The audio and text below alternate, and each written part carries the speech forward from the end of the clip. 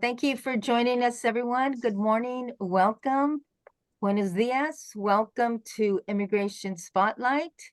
First of all, I want to say that there is interpretation in English and Spanish, Spanish and English. Buenos días, bienvenidos y bienvenidas. Primeramente quiero decir que hay interpretación del inglés al español y el español al inglés. Busque abajo en su pantalla el globo donde puede seleccionar su idioma preferida. Entonces vamos a dar un segundo para las personas que quieran seleccionar.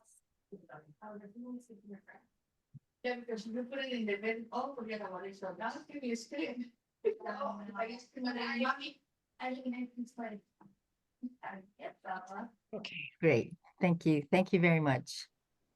So again, thank you very much for joining Immigration Spotlight. This is the online gathering of the Latin American Caribbean Committee of the Loreto community, bringing you border updates, news of emerging issues facing the migrant and farm worker communities, featuring our partners on the border who are working for immigrant justice as frontline human rights defenders and serving migrants and asylum seekers at the US-Mexico border. Founded in 1985, the Latin American Caribbean Committee, or LACC as it is known by its acronym, was created to seek justice and peace for those impacted by the austere and inhumane immigration policies of the decades-long interventionist foreign policy of the United States throughout the Latin American and Caribbean region. We strive to be a healing presence, a source of hope, and a force for change. I'm Rosa Lizardi. I'm the chair of the Latin American and Caribbean Committee. And I'm also the global director of the Feminist Task Force, an organization that centralizes gender equality for the poverty eradication agenda.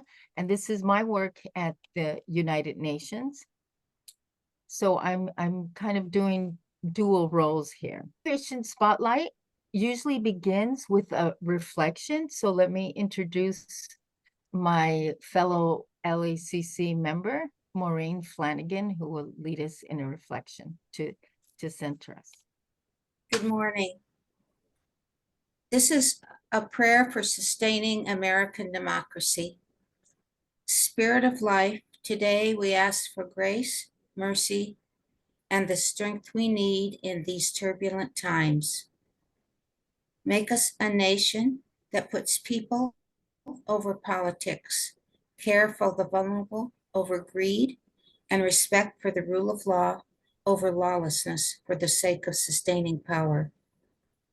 Today, we see the foundations of law and order collapsing under the weight of a cult-like obedience to self-absorbed fear and hate-mongering meant to sustain white minority rule. Hear our prayers for leaders of every political persuasion, that we might have peace in our land and all lands. We pray for prophetic leaders who model your love for all people to take their place in public squares across this nation. We also pray that all people of goodwill will rise up and do what is theirs to do in order that justice and truth would reign. In your name we pray, amen. I would also like to hold up in our hearts activist and my dear friend Jeanette Vizquera, who was picked up by ICE this week and is being held in detention in the Aurora Detention Jail. May all who have been unjustly apprehended and held and deported be reunited with their families. May it be so.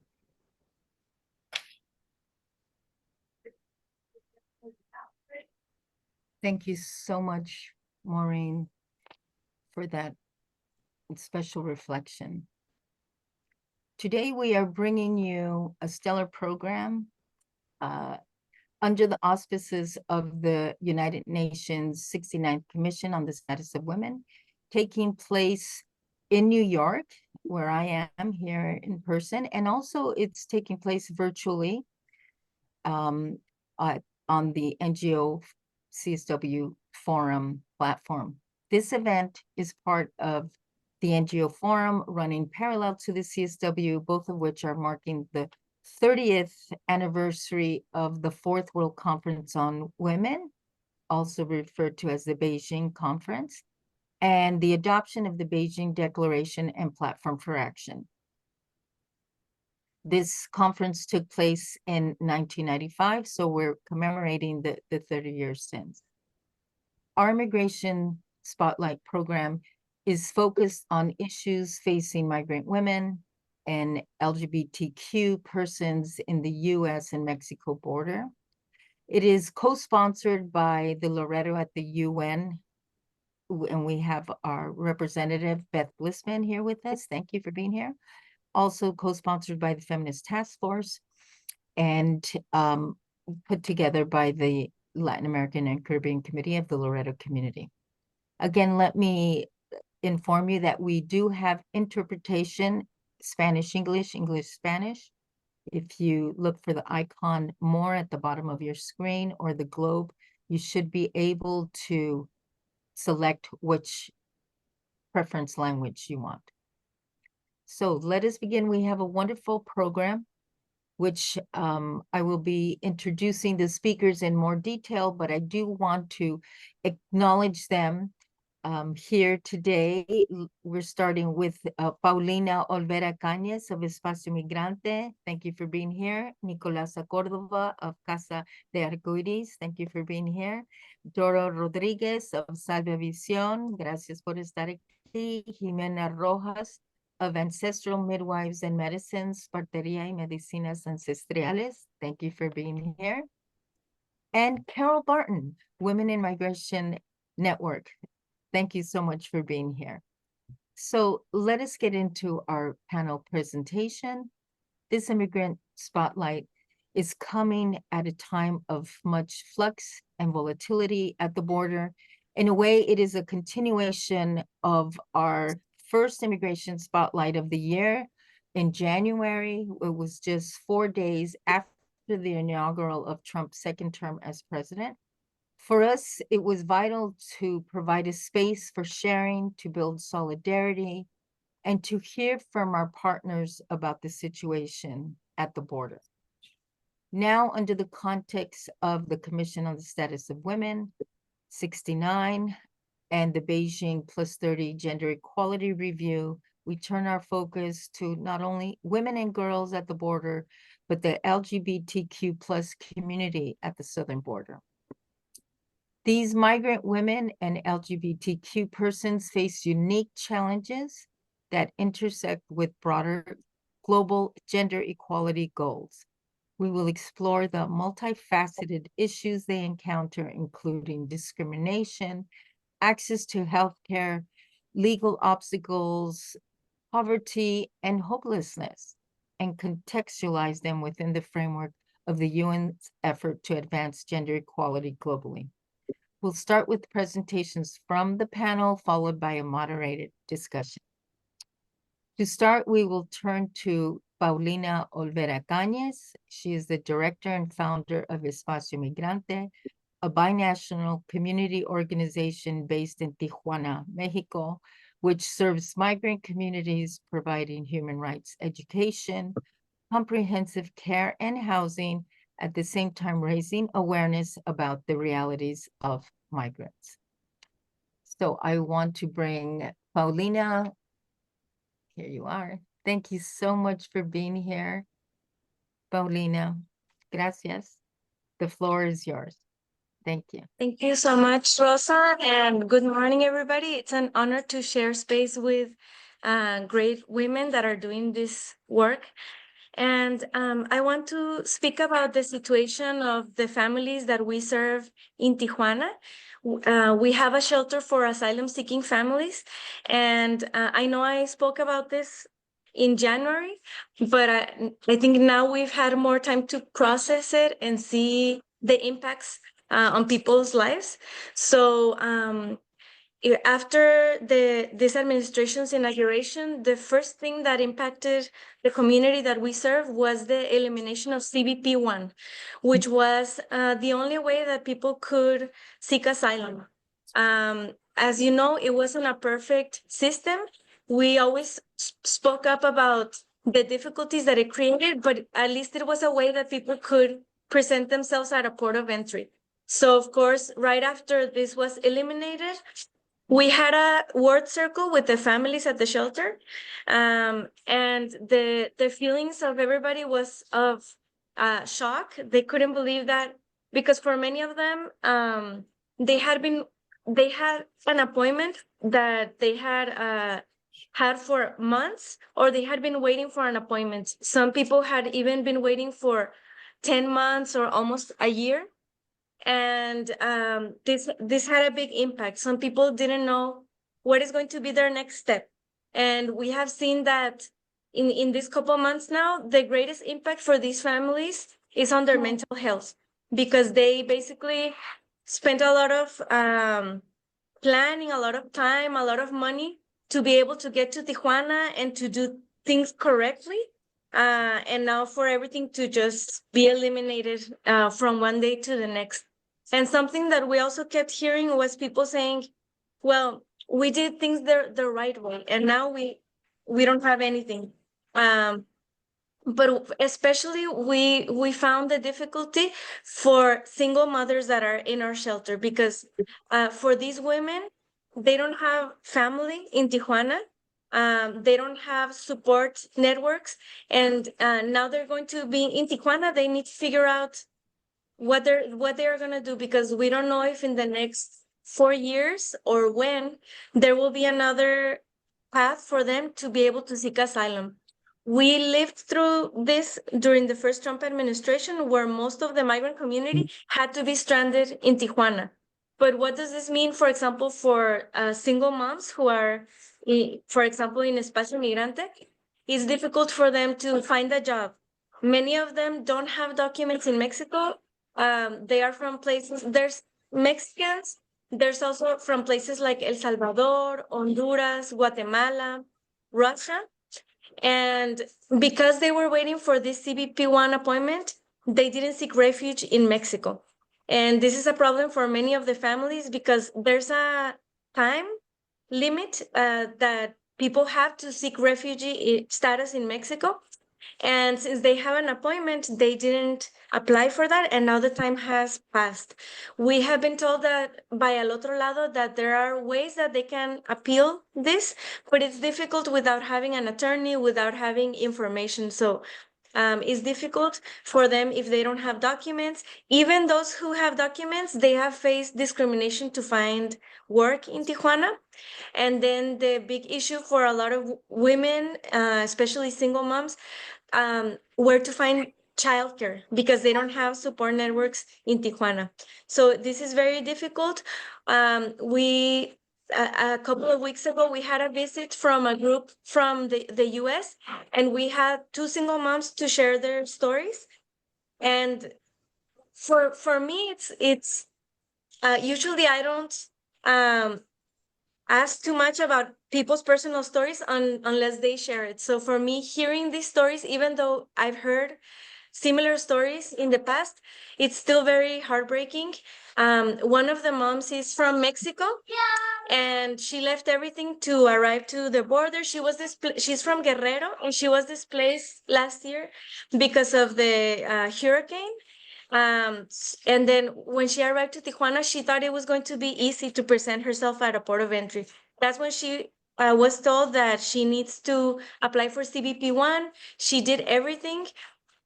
When she arrived to Tijuana, she found out that her baby was suffering from malnutrition. and she struggled to find a shelter, but luckily, once she was in Espacio Migrante, we were able to direct her to doctors and make sure that her children can have access to healthy food. So this was one story. Another story was from a woman from Honduras. She has a very difficult story where she suffered from sexual abuse. She was discriminated because of her gender identity, and she was rejected from other shelters in Tijuana for being a member of the LGBT community, but also having a baby. And in Espacio, she was able to find safety, but she's still healing from a lot of, or trying to heal from a lot of the trauma that she has endured. And now with the canceling of CBP1, again, she's suffering the impact of these policies. So these are just like two of the stories. We also work with community who doesn't live in shelters, and one of these communities is the Haitian community, and I want to share about two of the programs. One is Spanish classes, and in these months we have seen a big increase in the demand of Spanish classes. We were wondering why, and we our analysis is that is because Haitians are going to have to stay in Tijuana indefinitely, and so that means that they're stranded in Tijuana and they need to learn the language. For most migrants who don't speak Spanish, from Haiti, African countries, even from Russia, the Middle East, one of the biggest barriers is that they don't speak Spanish. And this can mean that they don't have access to work, that they can't access healthcare. And for Black and Indigenous migrants, they also face racism in Mexico. So we have these Spanish classes. We are full. On Saturday, we're actually looking for more volunteers so we can support Haitians. And we have another program that I really love that we just started a few weeks ago. It's a homework club for Haitian middle schoolers. And we have a small group of 7 kids, and they have mentors, which are college students from Tijuana, who support them with their homework. They come once a week to Espacio Migrante. They get help with their homework. They get lunch in Espacio, and then their mentors walk them to school, which is a couple of blocks away.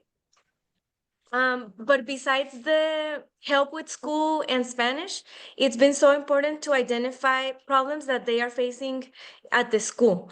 Things like there was a girl who was missing school every week. I think it was, for example, every Wednesday, let's say. And we didn't know why. The school didn't bother to ask why. And it's because she didn't have the PE uniform. So that was like one issue that we're able to identify for having these programs. Another example was last week that it rained a lot in Tijuana, and the children went to the school. The mentors took them to the school, and it turned out that this classes had been canceled, but nobody communicated with the Haitian families. So it's these little things that we are trying to support the families with. We also were part of the Women's March in Tijuana on March 8th. Espacio Migrantes team is made primarily of women. We have 11 women and one and Beto. And so all of the women in our team, along with the women residents in our team, and some women from the Spanish classes, we march in Tijuana's Women's March. And this is something that we try to do every year. Before, in the weeks prior, we had word circles with women to talk about like what this march means and what messages they want to share at the Women's March, because we think it's important that their voices are included in these type of public events. They made posters in Spanish and also in Creole. And we had a group of them, of the team, and also women volunteers, and we marched together. They also brought some of their children, and we were happy because we also wanted to make sure to keep them safe during the march, but we saw that they enjoyed it. They even had fun, like getting out and being with other women and hearing what the march was about. So it was very inspiring. And the last thing I want to mention is that, well, two things. One is that one other impact that we've had since this administration came is the funding cuts. And this is something that has been affecting a lot of organizations in Tijuana. We thought it wasn't going to affect Espacio Migrante because we don't ask for support from the US government, but it did affect us because we used to receive a stipend for food for the shelter from the UN, from International Organization for Migrations, and also a stipend for the internet at the shelter. So this was cut last month, but however, we we have been struggling for quite a while now, even since last year. Most of our funding comes from foundations in the US and in other countries. And since last year, they started cutting their funding for immigration programs. And so we have been struggling for a while. From having 4 community organizers, right now we have one half-time, and she's Haitian. She's the one who speaks Haitian Creole and in charge of reaching out to the community outside of the shelter. So this is difficult.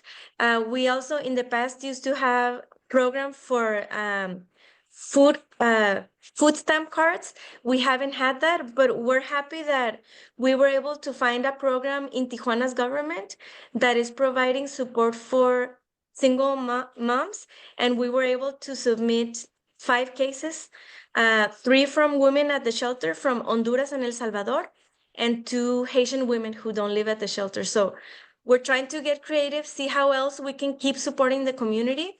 A lot of organizations are struggling, are closing. We're not planning to go anywhere, and we're going to do the best we can to keep resisting. So we really appreciate all the support that Loreto continues to give us. And I know I'm out of time, but I'll try to answer in the chat any questions. So thank you so much for the space and for all the support that we always get from you. Thank you. Thank you so much, Paulina. We will have time for Q&A, and I think that these questions also apply to our next speakers. So I'm gonna wait until we get to the Q&A. Please feel free to answer right now in the chat, but I also know that, you know, these questions are for all of our speakers. So we will move on. Thank you so much, Paulina. We're going to move on to Dora Rodriguez. Thank you so much, Dora, for being here. Dora is the director and co-founder of CSW69, a nonprofit offering aid and support to migrant and deportees in Mexico. She also serves as a board member of Human Borders Fronteras Compasivas in Tucson, Arizona. And she is also a member of Loreto Link, which is the nonprofit branch of the Loreto community. So thank you so much for being here, Dora. Bienvenida. Thank you, everyone. Good morning.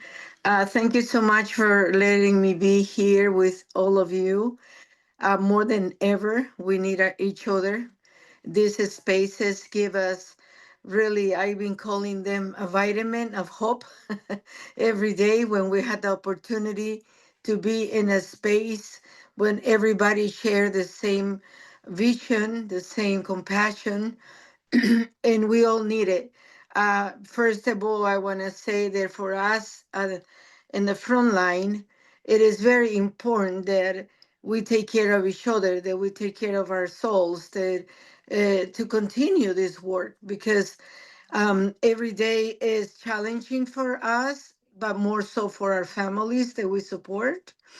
So I just want to mention that I am so grateful for each of you, because you give us hope. And I know that's when I always think we are never alone in this work. We do it together, either if we are physically or spiritually, or by a text, by a phone call. We have to embrace each other in this work. So we in Salvavision is a nonprofit organization that started in 2015 with the first Trump administration because we saw so many changes and policies that affected immediately our people in our borderlands. So their borderlands in Arizona, we have about 5 ports of entry around us. So we do have a lot of people going back and forth in those places. And for many of you that might not know what the borderlands are or they look like in Arizona, some of them are very friendly, beautiful places. People in here calls Nogales, Sonora and Nogales, Arizona, both borders, dos, ¿cómo se dice? Dos puertos de entrada, dos fronteras, because it is a community that goes back and forth for a daily life.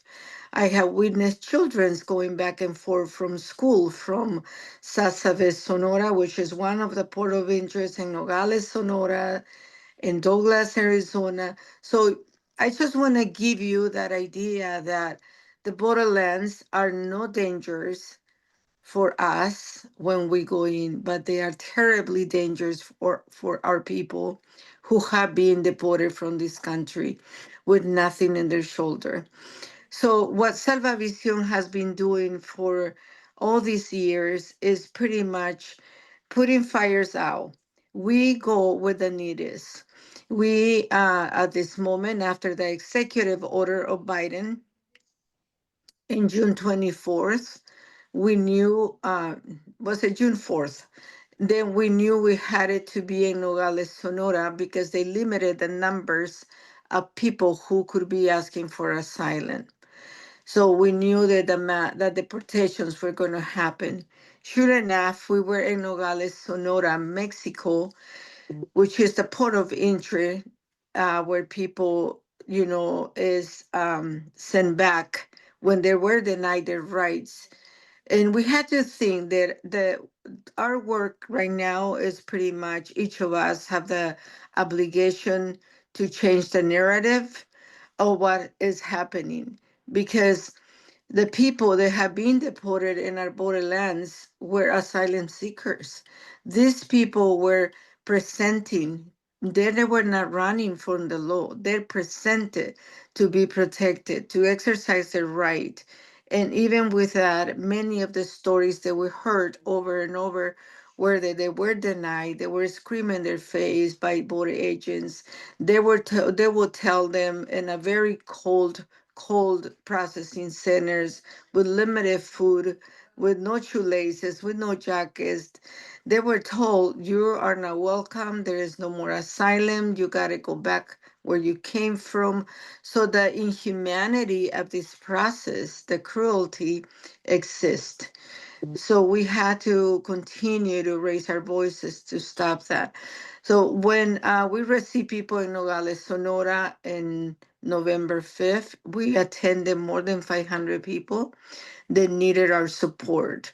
And when I say support, we go from financial support to pay their taxis to get to local shelters safely, because they become a really good target for the organized crimes in those areas, because they look different. They do not have a backpack. They have a plastic bag with their little belongings they give them, which is just their phone, their wire, or a couple IDs. They don't have shoelaces. Most of the men are holding their pants because they don't have belts. They immediately know that this person has just been deported. So for that, they become a target. So our mission is always in those ports of entrance to bring that back, that humanity, to bring a little boy a pair of shoelaces, a 3-year-old boy with blisters in their feet, because on the processing center with Border Patrol, they believe that he's going to hang himself. So those are the systematic cruelty that is happening in detention center, and they're still being deported. So that's our job, to be there with a face that brings compassion, with humanity that will give him some hope. And we know that they don't want to be there. They want to be in the United States processing, their immigration processing, practicing their rights, which is to be safe. But that was not the case. So that is that. The numbers, like Paulina was saying, January 20th for us was one of the darkest day in the borderlands because we saw lines and lines of people that wanted they had that appointment at 11 in the morning to get into the United States with their appointment, with their CBP1, which was an app that was created by the Biden administration to allow people to ask for protection. What that day, it was lines and lines of people from Haiti, from Colombia, Venezuela, other countries, but Mexico, they were stranded. They were not longer allowed to cross. That was very, very dark for us and sad and heartbreaking because now what? Now what these people is going to do? And the practice of Mexico at this moment in our borderlands is that when they get returned, they are put in buses if they're not from Mexico, and they are taken all the way south of Mexico to be self-deport to their own countries, or they deport them. Um, so that's the work. The numbers have slowed down because there is no massive deportation in our borderlands, as the news would love to see. They want to see the headlines that all these hundreds and hundreds and thousands of people being deported, but they are isolated cases. They make the headline, and they are very painful, just like Maureen was sharing with us. And so that is in our border towns. Now in Tucson, Arizona, Salvavision supports over 60 families. They are seeking asylum. We have been supporting them for almost 2 years. And the reason is that these families cannot settle. They cannot find the way to be out of debt or to be out of worry about rent is because they don't have work permits. Even though with the help of the LCC and Loreto Link, we have been able to provide 27 work permits for families. And we are so happy with that because those 27 families can now work, pay taxes, feel better, feel that their dignity is back because now they don't have to be asking for donations. Nobody wants to do that. These families have their pride and they do want to be successful in this country if they're given a chance. So we do that together with every single one of you that have participated and donated. My heart and gratitude goes to each of you because without you, we cannot do this work. So we are at this moment supporting 60 families plus in Tucson, Arizona by paying lawyer fees because many of them fled the gang violence and cartel violence in Sasa, Sonora in 2023. And they're still dealing with the lawyers because many of them already had lost their asylum case. Now we're going to a second step, which is appeal. The appeal is $5,000. So these families find themselves either they're paying the rent or they're paying the lawyer. They're buying food or they're going to go and pay the lawyers. So the work continues. But thank you so much. I know that I can share all day, but all I want to leave is with a heart of gratitude and a heart of hope. And I want to mention that I already getting a quilt. We had an idea to send quilts and eventually make a big, big one. And someday showed up in DC in a quilt of hope. And I already received 2 of them. They're beautiful. Thank you so much. And there you just can do this little piece of square. You don't have to make a big blanket. And the quill of hope will be put it together by volunteers. And we are going to put it in Washington, D.C. someday. But thank you so much. Let's Thank continue you, to Dora. resist. Thank We you. can listen to you all day. And I just want to say that this background that I have is the wall of Casa de la Esperanza, which is in Sasabe, but it is now abandoned because the cartel took over the town. And those families that Dora supports used to live here in Sasabe and run the center, volunteer women, have food and clothing for the migrants. And the building is there, and we remember this beautiful wall that was painted by a volunteer artist as well. So thank you so much, Dora. We so appreciate you. And we will move on to our next speaker, Nicolasa Cordova, also known as Cire, Director of Casa de Arcoiris, an LGBTQ shelter for asylum seekers founded in 2018, responding to the needs of the migration crisis and displaced persons in Tijuana, Mexico. So, Nicolasa, bienvenida. Hi. Thank you. Gracias. Hola, gracias. Hi, everyone. I'm gonna try to do English. If I get stuck, I just go Spanish. I'll do it slow. Okay, we'll Thank be you, ready. everyone. So, I want to talk a little bit of Casa Arcoiris first. It was founded in 2018, like Rosa mentioned, and it was in response of this huge caravanas that came in the city.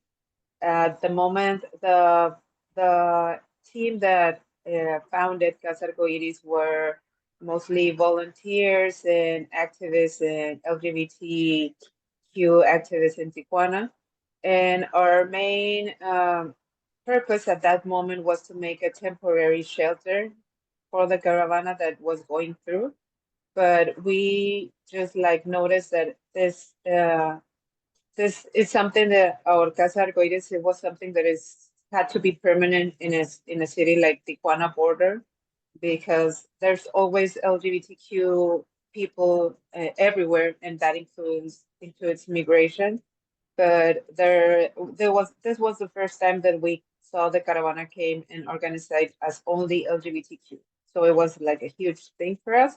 And in response, we started Casa Arcoiris. We have already 6 years in the same spot, and we've been struggling also before this January 20. We have struggled with keeping open the house with resources and funds.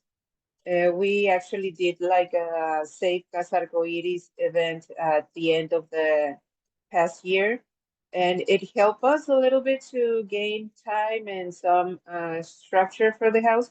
But it does have also been in a combination with this Trump administration, a lot of work and a lot of effort to keep open the house. We had a staff, primarily we have a staff of 9 people, then we have a staff of 7. Right now we have a staff of 5, and we are thinking about 4 4 paid staff, and I'm thinking about some like do an hybrid position. All of this are just strategies to keep open the house, to reduce well, gastos, how do you say that? Like to reduce the payments for the house. So yeah, so that's one of the main purpose. So what happened on January 20 was that among the situation that Casa Arcoiris has been living through the past year, and including this new situation, it was really hard for us. Like Paulina mentioned also the OEM, IOM in English. They cut us fundings for food and for internet, and we do rely on fundings on the USA. Mostly our main funders are 3. That is Transgender Law Center, that's from the USA, and Loreto, and from Mexico, Fondo Semillas. And that's like our 3 main supporters for Casa Arcoiris. And what we've been experiencing is that now that we have shorter staff and the community is like really, really on a stressful stage, is that we have to restructure mostly the way we work around the house. but also we have to reinforce the mental health, overall attention for the population for Casa Arcoiris, specifically because about this Trump's administration is charging really hard on LGBTQ and migrant community, and that is it's an intersection that affects both of our community. So one of the things that has like more impact in our community is that it's been banning transgender services. It's banning transgender on our LGBTQ fundings, and also ending federal support for gender transition on the USA. And that it's, I mention it because a lot of migrants cross or asylum also looking for this kind of services because they're persecuted or they're treated badly in Mexico for wanting those services, the same services. So one of those anti-LGBT and anti-migrant rhetoric policies are that they're ending all kind of support for our community. Most of the people that have been fleeing high rates of violence, making deportations as matter of life or death, this makes deportation a matter of life or death. We are facing that most of the LGBT and mostly transgender people that seek asylums are fleeing for the situation. So deportation is not an option. It's not a healthy option. It's a matter of life or death for those communities. Mexico has the second place globally in LGBT homicides, especially in transgender. So deportation in Mexico, it's not also something that should be an option like for human rights. But again, it's something that we are facing. And yeah, another concern is the economy and the insecurity among all the LGBT people, because the lower employment rates and lower household incomes that will provoke higher rates of poverty.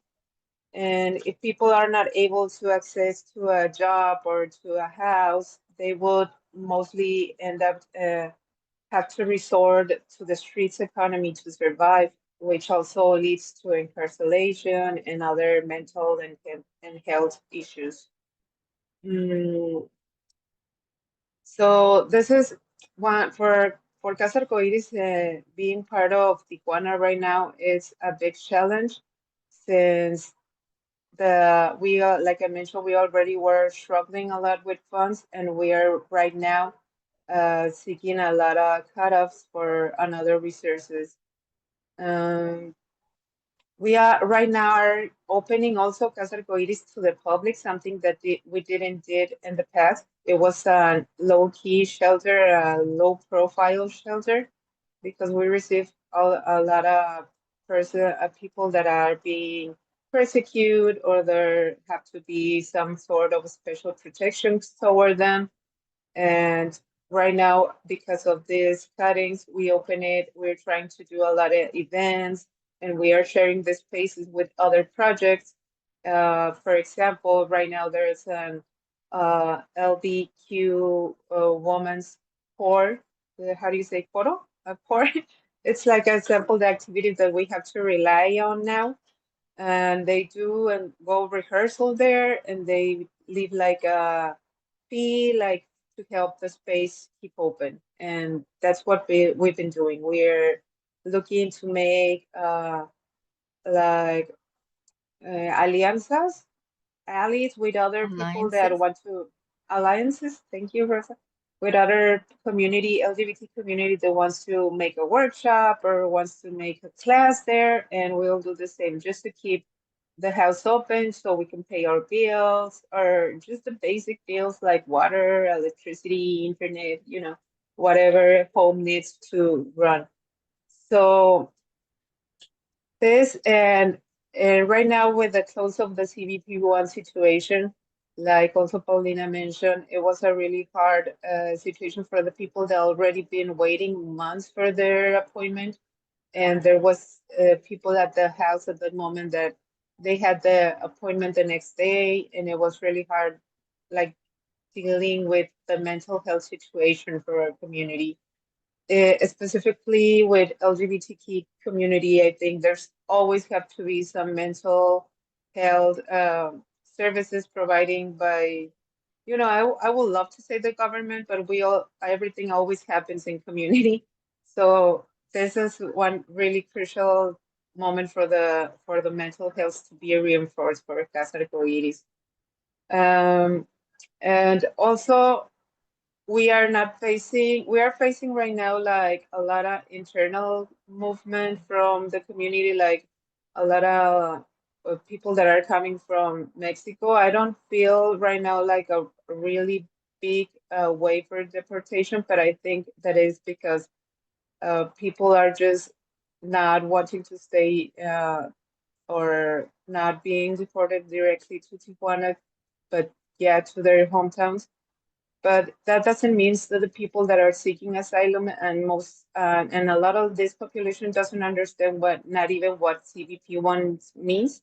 They're still coming to Tijuana and they're still looking for seek asylum, and they're still we're also like trying to give all this information to the people and try to let them know and understand how it works right now with no CBP1. But it's not, that doesn't stop people from coming to the border. So I do feel like shelters, all the people that are involved in shelters, we are preparing for the next month, even though right now it's not like a big wave of deportation, but I do feel like it's going to be a lot of local movement that are going to be stuck in the border. And and we're cutting all the funds, it's going to be really hard. Sorry, also I could talk and Yeah, talk no, about no, it, no, but if you're you right have on any time. Thank you specific so much. question, I, I I'm, will I be glad know to answer. Yeah. there is so much to say, especially around this. But we have two more speakers, and I just want to make sure we leave about 20 minutes for Q&A. But thank you so much. This is such an important message. Put them in the chat. We'd appreciate that. Muchísimas gracias. Thank you. Your English, by the way, is excellent. Thank you. So we're going to turn now to our next speaker, Jimena Rojas, who is the coordinator and founder of Partería y Medicinas Ancestrales, a midwifery service for migrant women, which runs a clinic in Tijuana, Mexico. Jimena also coordinates volunteer midwives along the migrant trail from Chiapas to Tijuana and runs a mobile clinic in the playas de Tijuana. She also recently had a baby, a future activist. So we're very grateful to have Jimena with us today. I'm going to spotlight you as soon as I see you, because I think that you got out and now you're back in. So I'm back. thank you so much. Let me try to put you here. Hello, everyone. Thank you so much for the opportunity to share. I want to introduce Can you you turn your, to Jimena, can you turn your, do you have your video on? Because I can spotlight you if you have your video on. I think it's on, but And I let me can't try. spotlight you. Rosa, there's two of her on the screen. Oh, there you are. Yes, there are two of you. Okay, great. Bienvenida.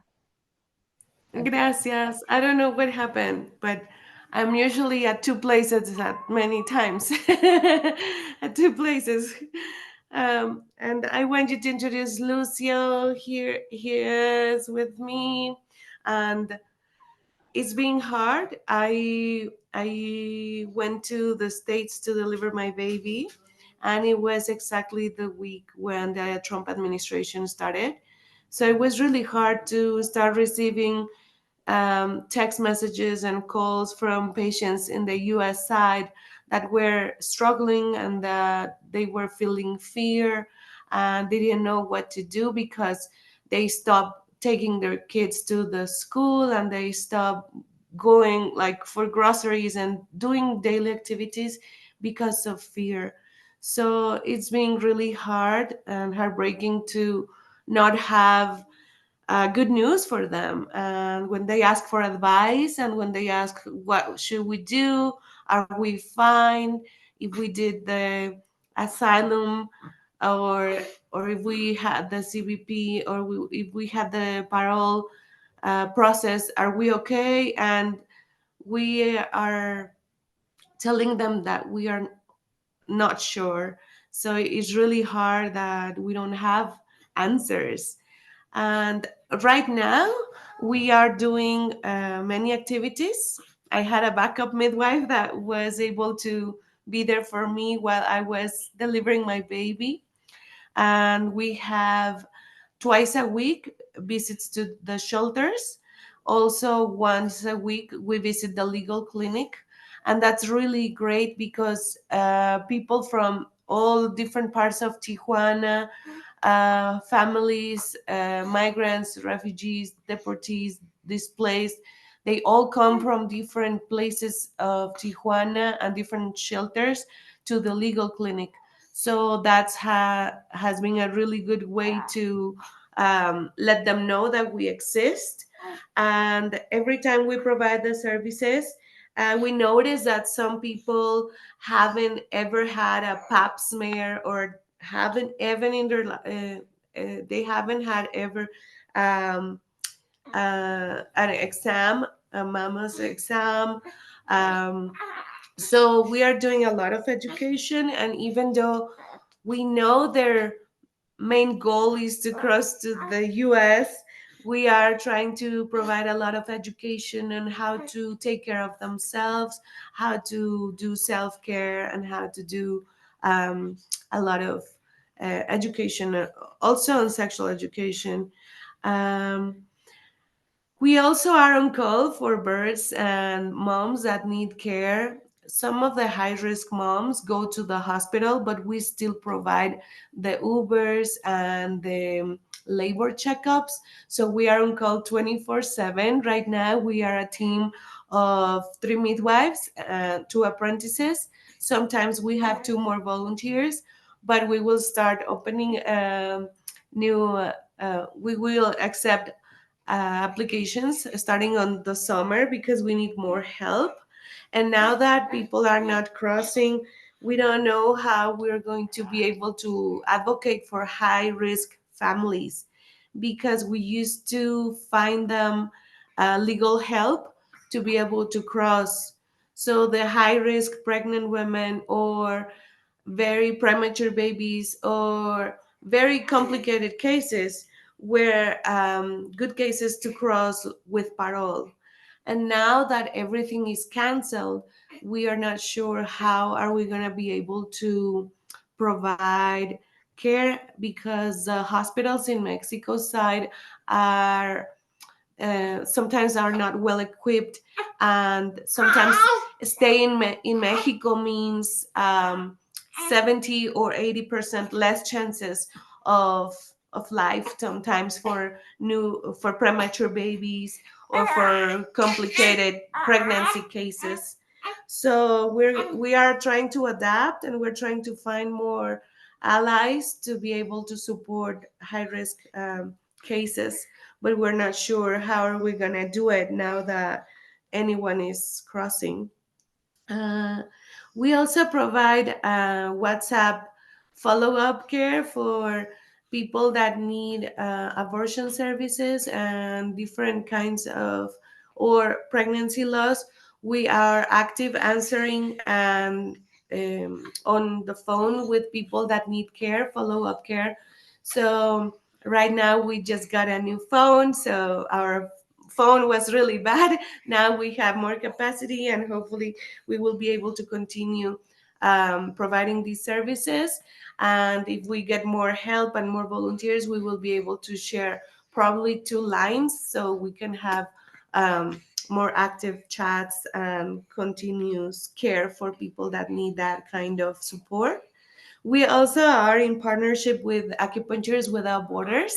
They have been wonderful, sending acupuncturists every month, and next week they are coming back to continue coming every week to Tijuana.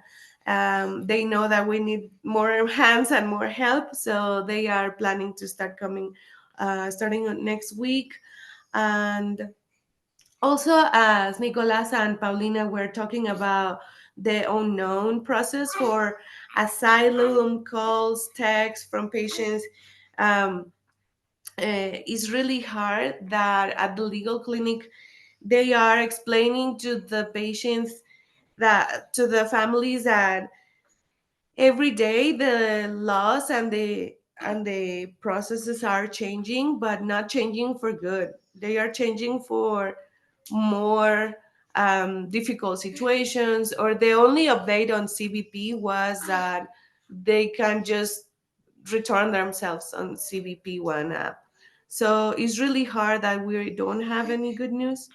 um, we're also serving right now indigenous people. We have two families from Honduras that are mosquitoes and Garofina, and it's really hard to find interpretation. So that is also a struggle. We continue having Creole translation, but sometimes it's really hard to find translation for the Russian mothers, Russian patients, or the indigenous patients.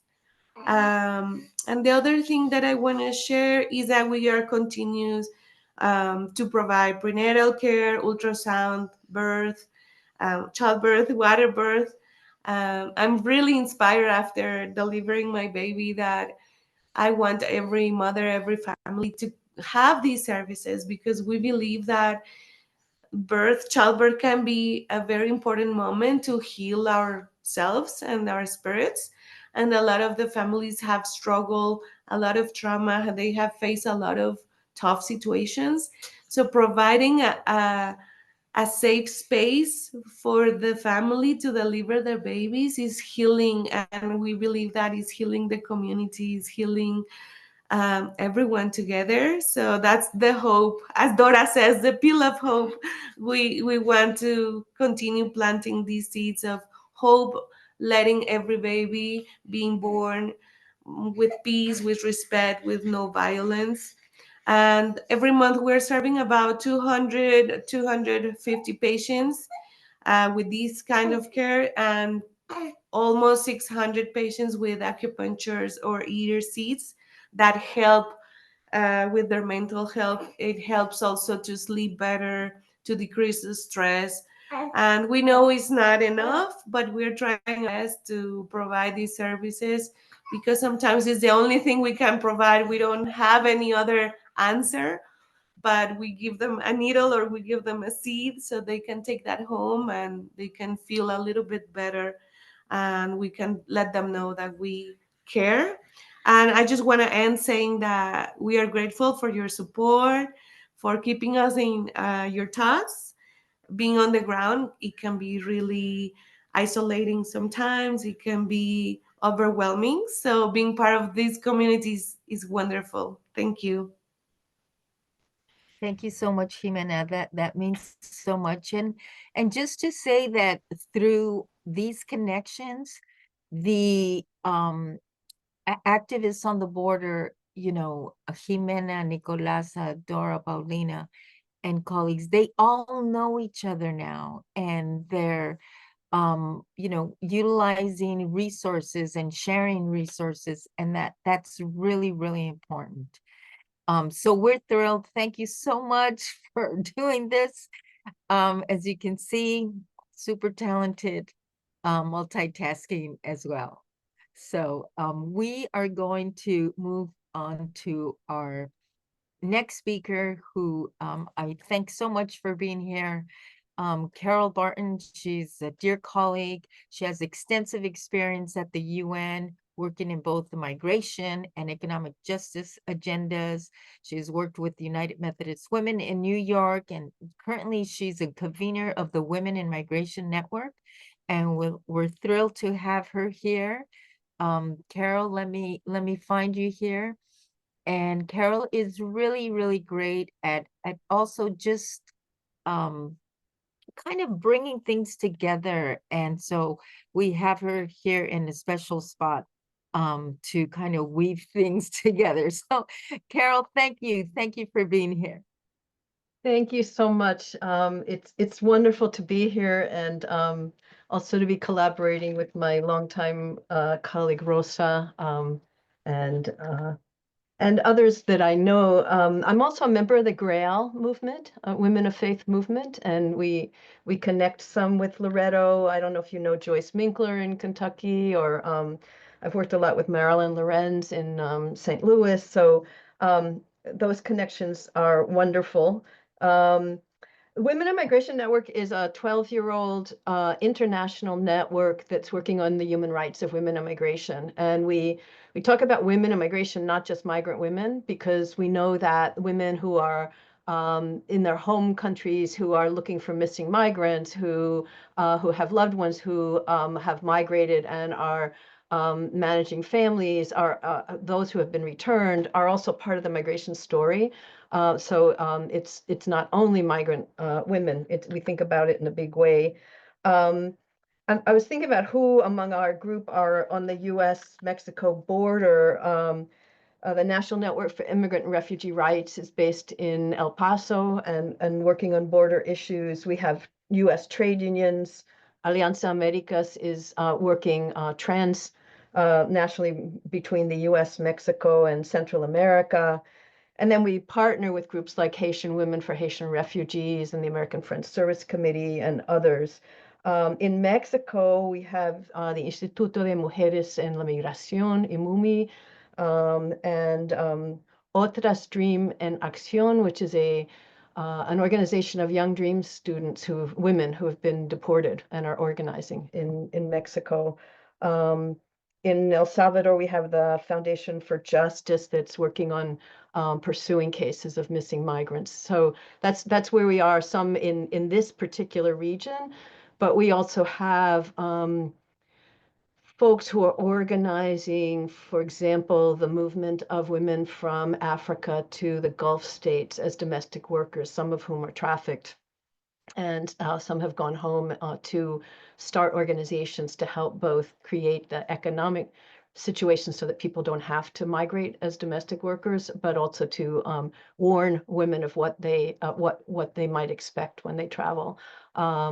So we're working on multiple issues, and Women in Migration Network seeks to impact international policy around migration from a gender perspective and from a migrant rights perspective by gathering the voices of those who are directly impacted and creating space for them to come to places like the UN Commission on the Status of Women. Next year, there's a big migration conference that happens every 4 years, the International Migration Review Forum. So we go there to try to make sure that gender and the issues that are happening to women get put on the agenda, and hopefully by the women directly impacted, but we know how precarious and difficult that is for them to be able to get into those spaces.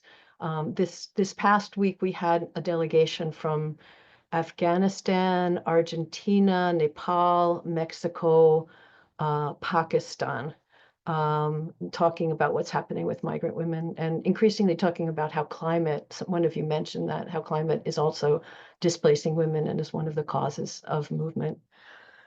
I wanted to say how profoundly moved I am by the work that you all have shared, the work that you're doing in Tijuana. It's incredible work, and you're doing it out of so much love and out of at all odds, and the odds are just getting harder and harder. So I just want to express my support and solidarity. And after this call, I really hope that we can follow up with you and be able to lift up the concerns that you are raising and find ways to share that in international spaces as well. So in terms of the task that I've been given, we want to make a connection to what's happening on the border, to what's been happening in the last 2 weeks at the UN on the Commission on the Status of Women. I was in Beijing 30 years ago. I see Marta Benavides here. I think you were there, Rosa. I don't know, but no, okay. So it's a little bit of a time of reflection of where we were 30 years ago. But one of the things that Women on Migration Network did for this event, and I will see if let's see. No, I'll have to pull up in a second the link, but we did a paper on how the Beijing platform does, but mostly doesn't reflect the realities of migrant women, and how it has or has not picked up on migration in the last 30 years, and all their review processes, what the world's looking like right now, and basically saying that if the realities of migrant women are not central, then we can't achieve gender equity and equality, because just like trans women, for example, right now, they're the canaries in the coal mine. They're the communities who are most under attack. And I really appreciate the intersectional issues that you've raised, because people aren't one thing or another in terms of identity. There are multiple oppressions and that migrant women live in their daily lives. And that if there's some gender equity agenda for the world that doesn't recognize the ways that certain communities are made vulnerable and rights are denied and are pretty much made invisible, then we're not going to be able to advance the agenda. So that's what we've been trying to say. It's discouraging. We actually went through and reviewed the whole Beijing platform. There are 12 critical areas of concern. And if you're talking about migration, you're definitely talking about healthcare. You have talked about it, Jimena. You're talking about poverty. You're talking about violence against women. You're talking about lack of access to power. You're talking about media coverage that's demeaning and racist and xenophobic. Media is one of the topics of the Beijing platform. So there's nothing in the Beijing platform that doesn't intersect with migration. But the platform doesn't name migration. And one of the disappointments for us in this 30-year review is that UN Women and the member states who are gathering have said we need to really jumpstart progress for women's rights in the world. We need to really focus it. We got to get money into it. We got to move it forward. And we have to recognize new issues that are on the agenda 30 years later. And quite rightly, they named what's happening in the digital economies. We're hearing a lot about how migrant women are part of the platform economy, both to place domestic workers in the Gulf states, but also in Mexico, in the United States. They're driving Ubers, they're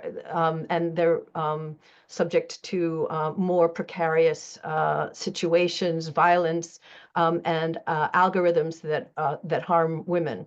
So definitely digital economy, certainly climate, which is on the agenda, but migration was not named. And it's a grave disappointment that I would say, if we're looking back on 30 years, these are 30 years in which we've seen neoliberal globalization, going on steroids. We've seen the undermining of economies because of extractive industries, because of climate change that's disproportionately in the north, and because of rising conflict, often over resources. So the drivers of migration over the last decades are very much apparent, and yet the people who are then being forced to move because of war, because of climate, because of the economies, because of the things we're mentioning, are then being denied their rights. And we also have a mechanism in place that is actually trying to attract migrants who don't have rights, because it's a source of cheap labor all over the world. And so you have these pushes and pulls that are serving interests of the global elites of the world. And it's a very useful status quo. And then you have the work that you all are doing on the border, the work that Loretto's doing, the work that we're trying to do of resistance and of empowering folks to claim rights in response to that. So we have begun to build what we're calling a bottom-up intersectional feminist migration policy. We would love to invite those of you who shared to contribute to that. And we will actually return it to folks to say, this reflects what we see and what we know, or it doesn't. And then find ways to use that at a local level, at national levels, at regional levels, and at international levels over the coming years, to build a stronger voice so that the incredible work that's being done by shelters on the border, for example, are multiplied by shelters. We met last year, shelters on the Burma-Thai border, for example, of people who are fleeing Burma. What's happening on the US border is not the only place this is happening. And so we're trying to multiply those voices to demand change. And we know that this is, as you've said so clearly, this is a very precarious time. It's a dangerous time for migrants. It's a dangerous time for trans people. It's a dangerous time for reproductive health. It's a time when the resources are being squeezed and people are going to be doing more with less. And so one of the things we know is that we have to hang together. We can't have single issue work anymore. And I think you are modeling that. What you said is, by providing reproductive health care, by serving trans communities who are also migrants, who are also fleeing poverty, who are also fleeing gangs and violence, are people carry all of that in their lives, and we need to lift up and have each other's backs in this moment, and share resources, as Rosa said, recognize that we can't like self-fund as NGOs by ourselves in boxes, because that's not going to work. And so I'll just close by sharing that last week, as one way to model that, we had a rally outside the UN, outside the Commission on the Status of Women. And we decided to lift up all of the groups that are in the crosshairs right now of the US administration, but also other right-wing governments around the world. So we lifted up trans rights, we lifted up Haitian women's rights, we lifted up Palestinian rights, we lifted up reproductive health and abortion rights, we lifted up migrant rights, and issues of facing people of color, and women's rights, to say that this is a battle that's going to involve all of us, and nobody can be left out if we really say, mean what we say about standing for human rights for everybody, regardless of who they are, or their status, or their identities. So I'll stop there. Carol, thank you so much. You've really connected the global to the local. And that is something that is so important. I'm taking notes here about this International Migration Review Forum, because it's so important to bring these local voices to the global. So thank you so much for that. And just one bit of good news that I heard this morning at a caucus meeting, that the political declaration that is being negotiated right now as an outcome of this 2-week meeting has accepted gender-based violence within the political declaration. And that has been a bitter battle, because some governments do not want the word gender, because it means, what Nicolás and Casa Arcoiris is about. And so it's been a struggle, but I think now we have gotten that into this political declaration, which we are thrilled about. So I'm gonna open it up for questions, and I see we have some here. Please raise your hand so we can go in an order of questions. And I believe Paulina had left us. I think we kind of knew that early on, because she had informed us. So Maite, hola Maite, welcome. I see your hand is up, so please. Hola Rosa querida, y hola a todas. De verdad qué gusto me da verlas. Bueno, y felicitaciones por este magnífico panel. La verdad que la última panelista bien mencionó que hace 30 años pues no se mencionaba en la plataforma de acción de Beijing el tema de la migración, pero también debemos decir que no había una feminización de la migración, como lo hay ahorita. Entonces ahora, digamos, es como se está catalogando ya digamos, este gran auge migratorio que está realmente dejando. Yo estoy en Guatemala, en la Fundación Guatemala, pero también estoy trabajando, como dice Rosa, de lo local a lo global.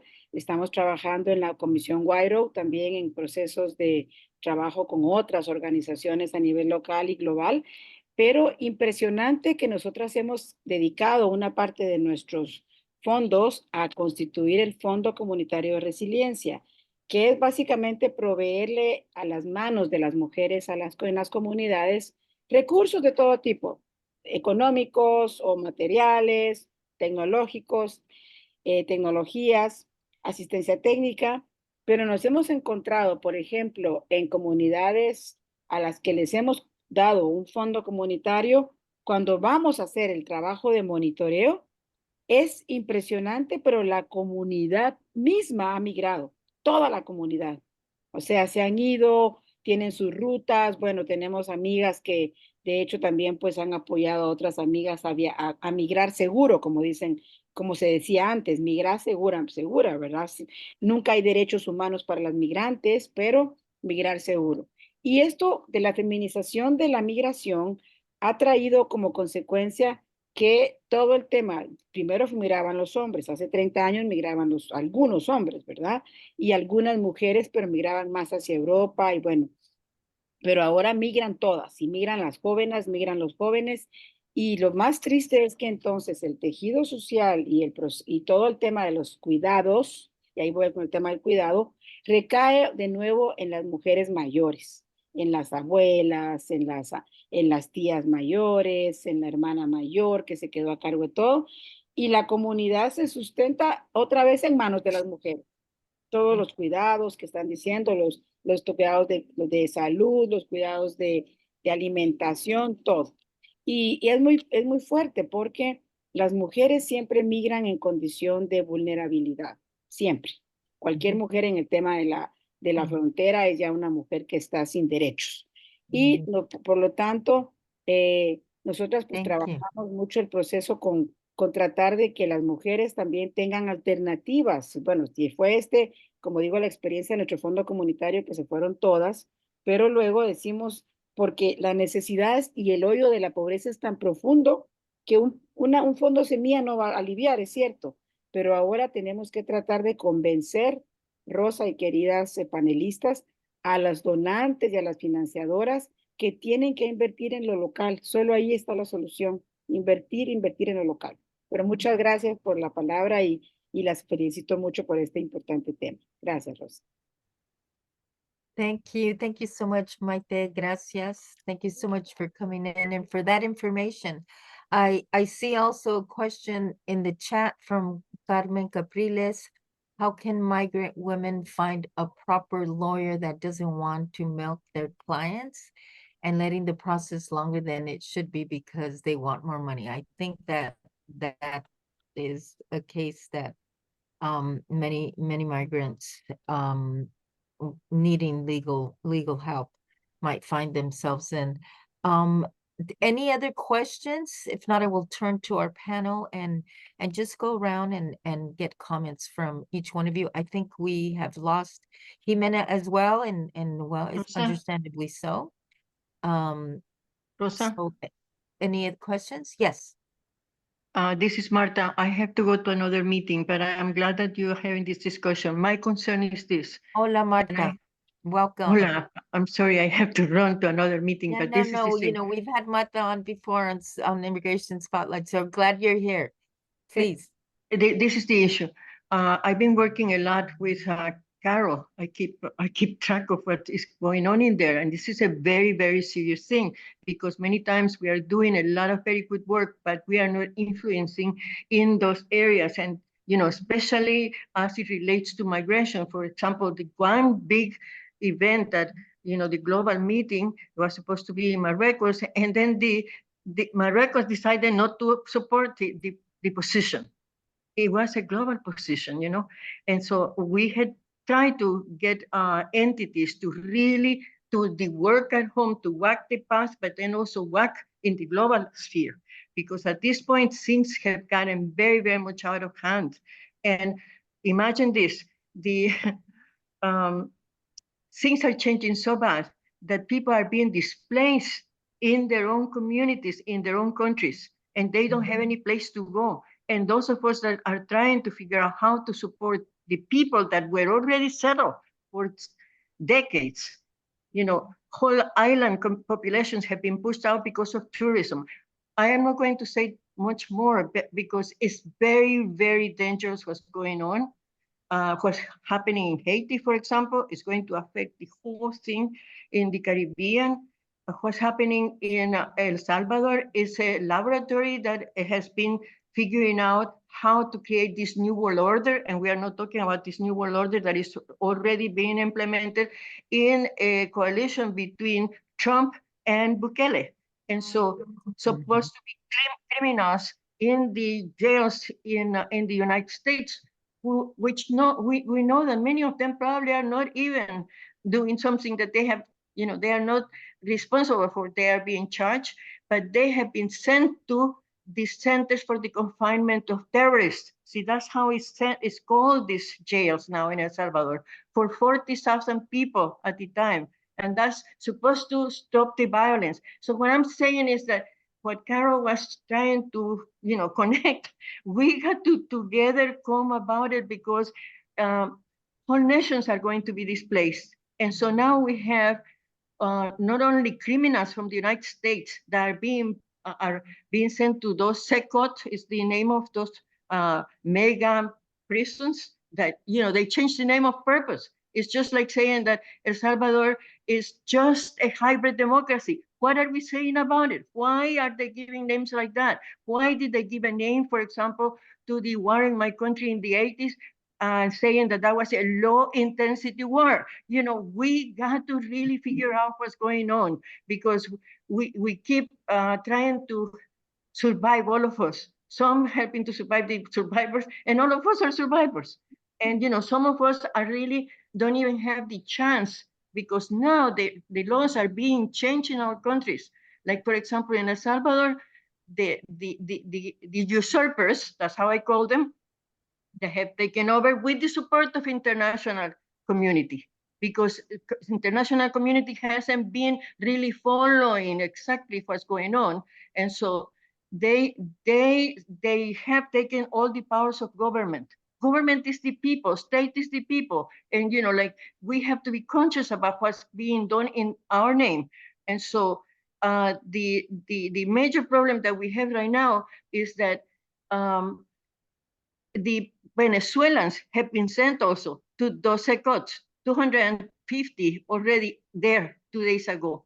And so we need to really not shy away from social media, because this is a communicational war, and people in the global north are very absent. And so we don't need the charity if we are not going to be working about the situations that are forcing us to live. And for example, people like me, I can be found guilty in my country for a case that they create there. And then through the extradition laws, we are supposed to be sent back to our countries to face justice. And I'm just using myself as an example. So I'm saying, create a commission that's going, yes, I know that, but this is not talked about. And I have been saying it to many times. No, this part that's happening. I just want to give our panelists some time. I know, Rosa, but at this point, I'm going to quit right now. And I am telling you, we have to create a task force that's really about documenting what kind of world order is not being created, is implemented already. And we are not talking about future stuff. We are already living the future. Thank you. Thank you, Marta. And I invite you, we can organize another immigration spotlight on these issues. This is why Immigration Spotlight was created, to address these emerging issues, to look at what's happening and be able to bring this information forth in a timely manner. So I will follow up with you on that, because we know that those are very important issues. I want to give our speakers one last round. let's go backwards again now. Let's do Carol, Nicolasa, and then end with Dora. I'll be very quick. I'm looking at the time, but I thank you for this opportunity. I thank you for the inspiration of the work that you're doing on the border and how intersectional it is. I hope that we can stay in touch. I'd love to come back to this space. I'd love to be able to connect with those of you who've spoken. And yeah, it's very powerful work. And I guess just to end on what we've been saying, that we need to connect the local and the global. And it's very hard for groups like yours that are just in survival mode because of defunding and stuff to think about the global level as well. But if there are ways that we can at least be in dialogue to be able to make sure that what you know is happening gets visibility, and that we keep pushing this as we're saying that that migration is a feminist issue, and we're not going to advance women's rights and trans rights without centering migration as well. And we're happy to continue to be in partnership with you all. Thank you. Thank you so much, Carol. Thank you for that. Nicolasa? Yeah, I just want to thank you also for all the context that I also can approach in this kind of meetings. And we'll let you know the support for all of us is crucial in these moments. We know we have thought ourselves, we have feeded ourselves and households mostly part of the community. So essentially, we all have been doing social work for so long. So this support means crucial also participation in this time of the history for this border, for any border, because of Trump's administration affects all kinds of borders and people. So I think as long as we continue to support each other and uplift one another, the hope shall never die, and we could just go and try to do our best. So I really, really appreciate everyone in this meeting. Thank you all for all the words and all the knowledge and the support. Thank you so much. Thank you for being here. And Dora, por favor. Well, as always, Okay. I want to end with gratitude. Thank you for everyone to give us the space to share, to learn from each other, and to give each other that hope. Martha, thank you so much. I can hear your heart, and it makes me very, very sad, and it makes me very, you know, uh, gosh, I don't even have words how this is bringing home. You know, I am also from El Salvador, so I am ashamed of my country, of the dictatorship that is happening in my country. But we have suffered this for many, many, many years, and we have not given up. So we have to continue. Thank you so much, and let's continue to have the spaces that we feel supportive with each other. As I said, my thing always is one at a time, one family at a time. Changes are going to happen in our communities. We touch one life, we touch a community. And that's how we're going to get to change the world. So please don't feel that it is impossible. It is possible. We continue to touch one life at a time. Thank you and have a wonderful day, everybody. Thank you so much, Dora. And you know, I just heard from Jimena, and she says, please give my regards and my goodbyes to everyone. We know why she probably had to leave, but I want to thank, in closing, I want to thank Paulina, who joined us at the beginning. I want to thank you, Dora, so much, Nicolasa, Carol, and Jimena, and my fellow LACC members, and Maureen, and for our contributors, Maite and Marta. Please be in touch. I put the link if you want to get our updates. If you have ideas about a next immigration spotlight, Carol, I think we're going to be following up with you. Marta, we're going to be following up with you. And I think making more in-depth issues and discussion, Nicolasa, and as always, with Dora on the border in Tucson. Thank you so much for what you do, all of you, and thank you for joining us. Thanks so much. This concludes our Immigration Spotlight. Ooh, let's take a picture, please. Thank you. Thank you so much for being with us. Take care. Adios. And thank you to our interpreters as well. Thank you. Thank you, Abra Palabra, our wonderful interpreters, Marife and is it Paulina? Thank you so much. Bye-bye. Bye.